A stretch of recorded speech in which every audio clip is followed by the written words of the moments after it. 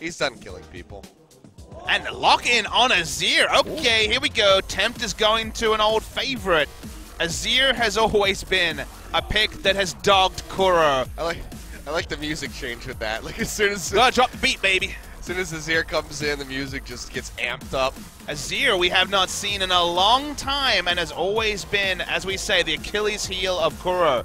Sub 30% win rate on Azir, and whenever he played it, he ended up getting dunked by things like Master Yi from Faker. So Azir is a very interesting one. Does mean that Varus has such a big amount of space to play around between 3 initiation CCs. And theoretically, Azir and Varus in the backline, free hitting the closest target, doing big damage.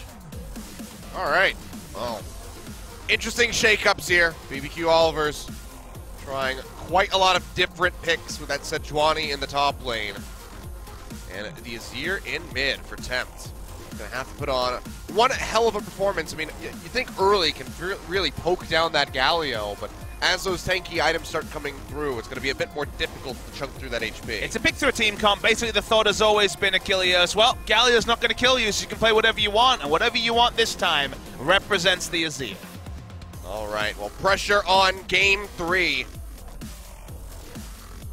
Winner take all. BBQ Olivers desperately needing this victory. Try to climb their way up the standings, avoid that relegation zone. To start off this split, let's go ahead, jump onto Summoner's Rift for our final game of the night. See who's going to close this one out, a Freak of Freaks or BBQ Olivers.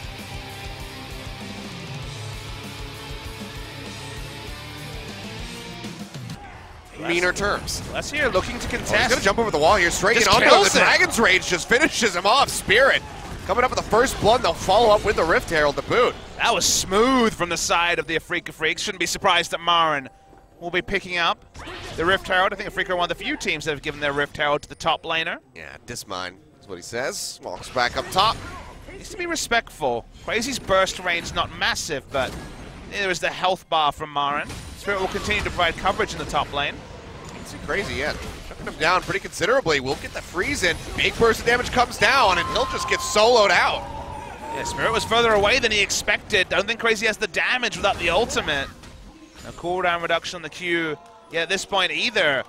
MaRin, his Rumble has abandoned him, it feels like, judging by his last. All he can do is kind of push the minions to the middle of what used to be mid lane when the turret was still up and leave and hope that he's in position. Taking the Star grab right now. Yeah, Ashar comes down. Does is still down. Can they get on top of him? The answer is going to be yes. Taunt layered in there for good measure. And they'll take him out. And Cleanse only now is about to come up. The window was so small for a Freak of Freaks, but yep, just trying to take down this final outer turret. Mountain Drake already being utilized here from the side of Afrika. Block will come through as Tucson throws up the shield. Double TP, going to be matched by MaRin as they get ready to pile in. Glacial Fissure thrown out. Tucson will be able to leap away using Stand Behind Me. Get himself out to safety. Kuro arriving off his own TP. Will dash away. Seems like he can make it out safely. Gago's so far away, still in the lower half of the river. One red ping from BBQ. They finally know, but it's so quick with the Mountain Drake especially.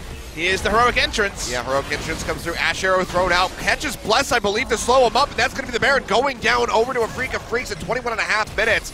Glacial Prison comes out, finds the hook in onto Kuro. Spirit goes low, flashes away, but Ghost has a final auto attack to take it out. Taunt comes through from Kuro. Can they turn this around? MaRin now flashing forward. Massive Flame Spitter takes out Tempt. They'll take out Ghost. Double kill over to the Rumble, looking for more. Bless gonna be burned to death. Triple kill for MaRin. And this game just got shattered wide open by a Freak of Freaks. Insane play by Kuro, a 5-man taunt on the whole team, max duration as well. Equalizer on top of it, MaRin finally can flash in. They're gonna get so many objectives from this. They thought they could investment bank with the Azir, but taking those turrets and MaRin even putting the Rift Herald mid against all expectations, the game has gone insane in 7 minutes. I mean, this is looking much closer to what we saw in game number 1. Decision making around Baron helped them in game 1, secures it in game 2. They got blessed with the Ash Arrow. Kramer will say it was on purpose, and if it was, brilliant. But you're like, okay, BBQ, like, well, we need to continue the game. We need to make it happen now. But look at this 5-man taunt insanity into the equalizer. You could not ask for more. Kramer, MaRin realized it's go time. we've got this fight, we can turn it around. They pick up the kills, they shatter the base, and they shatter the hearts of BBQ. I mean, the Wombo combo that was not being delivered in game number. Whether it's Ash Arrow starting, someone needs to zone, and Galio is unkillable, remember. There's the equalizer. This is the time. Temp's going to be cut out, and the turret's going to be focused out first and foremost. Pop-up comes through the Glacial Fissure. Bless goes low. Will be able to flash away, keeps himself alive, but now the inhibitor going to be exposed and taken down by Kramer. Finishes that one off. Can they exit safely? Spirit getting locked up. The shields come through, but it's not enough to keep him alive. He goes down as Temp finds the kill. Has to flash away, however, getting away from Kuro on that Galio. For 0 so far for BBQ. Yeah, death sentence from Totoro, not going to connect. Lose out on Spirit. As Afrika Freaks kept wanting to bait them into that brush on the backside of red. They had Rumble pushing in bot lane. Oh, look in on the Tucson. They want to commit it to this. The answer's going to be yes, Hero. The Hero's entrance comes through from Kuro, gets the pop-up onto Bless. Ash Arrow comes down, locking him in. He goes low, Justice Punch forward, finds Temp. Equalizer thrown down, and MaRin's going to find the kill. Massive opening now for Afrika Freaks as they go forward. One more hit to lock up Ghost. They find it. He kites back, finds the kill in onto Tucson, but pays for that one with his life. The kill goes over to Kramer.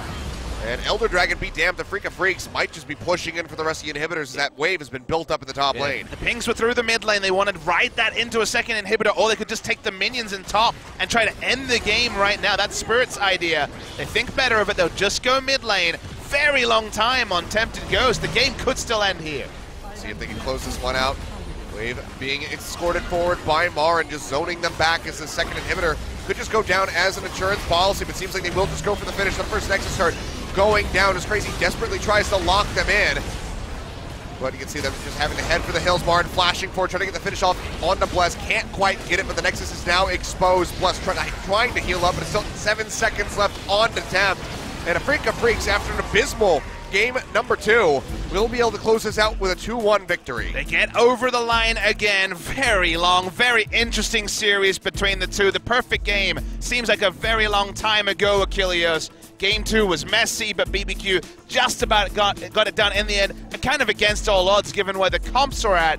Game 3, the first Baron play was really good from Afrika, harking back to the Afrika we saw in Game 1. Yeah. And while it took time from there, that's what happens when you're against mass wave clear with only one single ranged auto attacker. Very hard to break the base. Finally got the Baron, eventually broke the base. BBQ taken down. Think about Kuro on the day where he picked up his 1000th kill in that perfect game. The 5-man taunt was the highlight of Game 3. Yeah, really gorgeous play. I mean, we said, you know, not going to be playing to get the kills there on that Galio, but 5-man taunt sealing the deal for Afrika Freaks, putting them so very far ahead off the backside of that Baron. Just a wonderful play from him.